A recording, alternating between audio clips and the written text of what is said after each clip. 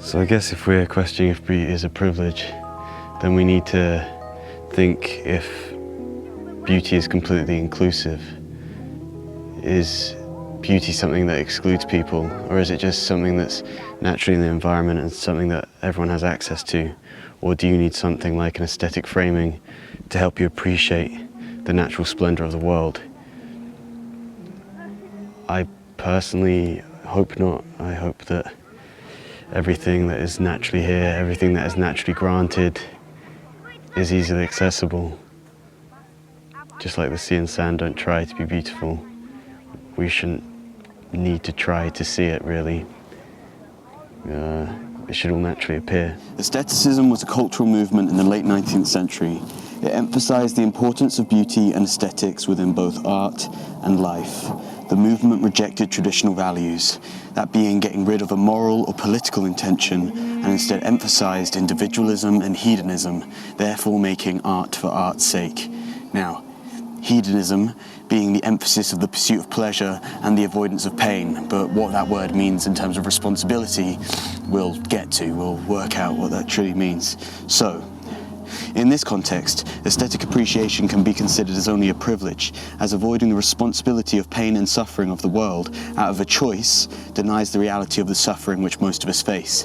That is, suffering being unfortunately inevitable. So, is beauty a privilege that one can only hope to experience, or is beauty in fact the foundation that describes all of human existence? Let's use the world of the artist to explore this question further. It's cold. Vibes. Art is the imposing of a pattern on experience, and our aesthetic enjoyment is recognition of the pattern. Aestheticism sought out to create art that was purely beautiful, without any political or moral messages, and simultaneously for the artists to live their lives as if they too were works of art. I do not believe it is possible for the artist to live as, quote, works of art. In fact, for me, that's the irony of this statement. It's all about the artist benefiting from this aesthetic appreciation and trying to objectify themselves within the idea of beauty, just like their artwork. They want to use this idea of them being as solidified in time as a piece of pottery or a painting that can live on in order to battle their own immortality. And I constantly think the artist needs to be aware of their own ego. The statement itself buys into the aestheticism philosophy by not considering the moral flaws of all humans. To live as if you were artwork doesn't accept the all too mundane physical qualities which you have to take responsibility for. That's where aestheticism could be seen as hyper-privileged. It would be a privilege for somebody to be able to exist as if they were artwork. But this is where we need to ground what we're actually talking about. Aestheticism was a movement that was associated with figures such as Oscar Wilde. Now, he says something about beauty which is extremely beautiful. He says, "Beauty is a form of genius. It's higher indeed than genius, as it needs no explanation. It is of great facts of the world. It's like sunlight or springtime or the reflection in dark waters of that silver shell that we call the moon. It cannot be questioned. It has its divine right of sovereignty." Now that's one of the main figureheads of aestheticism, agreeing with the idea that beauty is in fact the foundation which is within all of our human existence. So maybe my line of questioning is wrong. The people that believe in aesthetics aren't thinking that beauty is a privileged position. That line of questioning more comes from an outsider's view of, should the idea of beauty be seen as a privilege? Beauty isn't actively ignoring what is bad in order to show the good. Beauty often bizarrely is part of what is bad, but it's the sort of tone it shows. It's some sort of weird specificity which allows it to be so beautiful. A funeral can be beautiful, the death of somebody can be beautiful.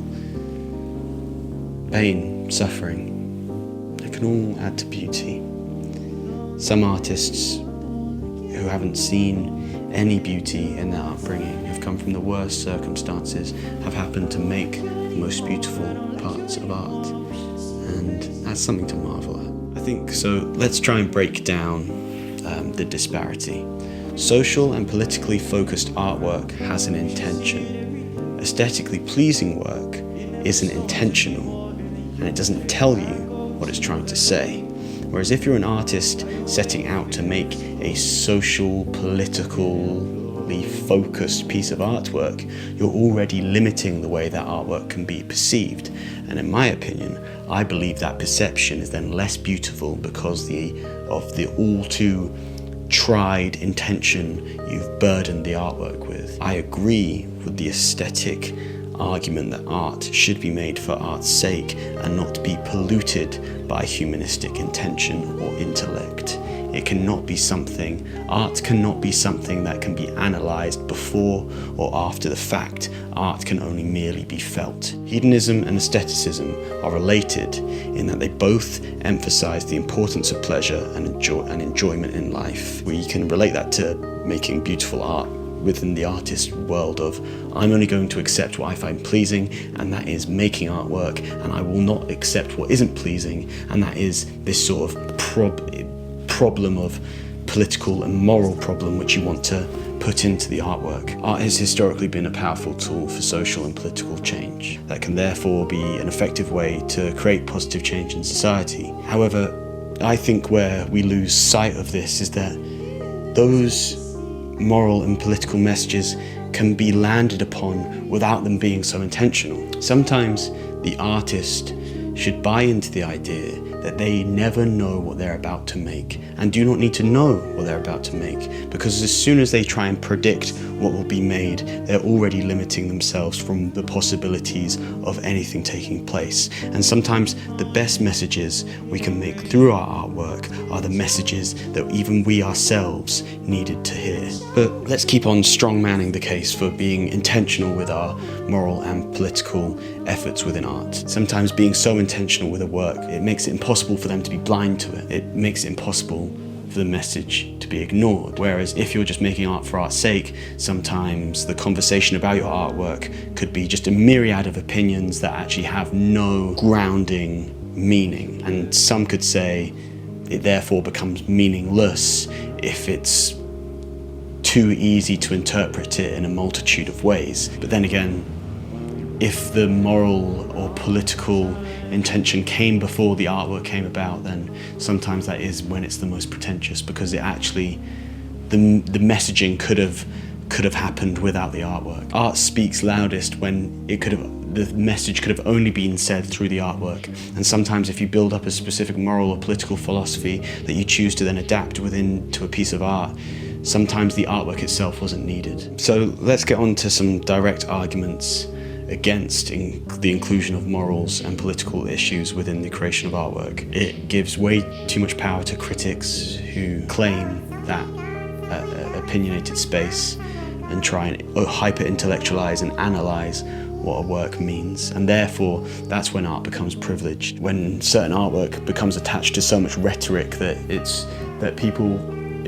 some critics make other people feel as if they need to study in such depth in order to even start to know how to perceive a piece of artwork. But art is directly communicating with you. It's never going through a second party. Aestheticism can impact both the artistic process and the perception of the artist's work. This approach emphasizes the subjective experience of the viewer and emphasizes the importance of the artwork as an object of beauty in its own right. And I think this idea of beauty taking precedent within your intention is the most natural state of being for an artist. The artist within the production stage of the artwork shouldn't burden themselves with any intention for a political or moral message in their work, because some people perceive art with a political or moral message and they'll naturally reflect that message onto the artwork no matter what the artist does. Therefore, it's not the artist's duty to make a moral inclination upon the work that they set out to make. Morals naturally bleed in to our perceptions for all aspects of art and life. So therefore, the one piece of higher ground the artist can do to battle their artwork getting bogged down in the opinionated messaging of the viewer is to save their artwork by giving it no intention and letting it almost take on a subjective idea in itself. Does a piece of work have meaning just because it's taken form? Or does meaning need to be something that is projected onto it? Because this is the idea of, is beauty a foundation, or is it the privilege of a perception? My opinion is that the best way to view art, and when it has its most meaning, is when the meaning is hardest to place, and it is all about just being swept away with the beauty of its simple form. And it is beautiful because it is hard to justify. Meaning doesn't come from something that can be justified, not all the time, but I think it is a very humanistic pursuit to try and justify what we do not understand. But that's where we go to look at art. We go to art for the unknown, for what can't be justified, because art is what can't be fully grounded and pinpointed. Art is something that is best said within its abstract form. And I think as a consumer of art, we should hold our hands up and allow it to stay in that state. Aestheticism is thus more a product of how a piece of artwork is perceived rather than a specific artistic approach. And what I've only realized now is this video isn't about the artistic practice. It's about the approach of how something is perceived. I'm talking about you guys. I'm talking about how to be a viewer. And I think the best way to be a viewer is to not try and justify anything. You don't need to know what this is. You don't need to even know what this is going to be. But as long as moment to moment, within the flow and the form, you find something that is beautiful, then you do not need to justify the mess. I still believe no one can live as if they were artwork, because that would be a privilege of ignorance. Even if they were viewed as such, we can never be truly objective in our beauty, because the human holds the genius of being all too transparent to themselves. I've realized that in asking if beauty is a privilege, it's become a gateway into asking if life has intrinsic value. Does life have meaning? Let's say we all did aim to live our lives as if they were pieces of artwork. Would you want your meaning to come from the viewer's analysis? Or would you want meaning to be within the very essence of your existence? None of us will be able to step back from the entirety of our lives and cast a critical lens on what we did to truly judge or analyze what it meant. All of us are all too human to become a god of our own position. So, we can't afford to develop an aesthetic taste, because we can't be drowned in retrospect and analysis when we have such a precious time frame to truly live. If we take beauty as being intrinsic meaning to a combination of qualities, then we are beautiful within a foundational sense, and something so base and equal can never be a privileged position. But if I were to be able to view the artwork that was my life long after the work had been made, my critical eye would be able to arrive at the fact that to live was the utmost privilege of all, because even when I suffered, it was part of something beautiful.